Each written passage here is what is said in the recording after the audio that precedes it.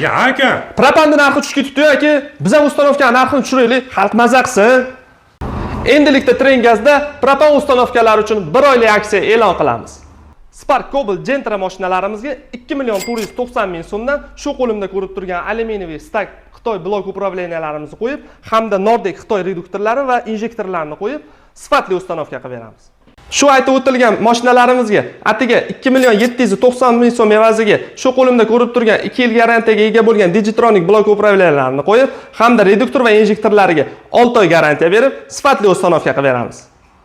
Endilikda bizda Tracker va Onyx mashinalariga 4,5 million emas, 4 million emas, 1 oylik aksiyamizda atiga 3.600.000 so'm evaziga sifatli ustanovka qilib beramiz. Shu qo'limda ko'rib turgan Polshani Alex blok upravleniyalari hamda italyanskiy zapchastlari bilan O'zbekiston bo'ylab 1 yil garantiyaga ega bo'lgan sifatli propan ustanovkalarini qilib beramiz.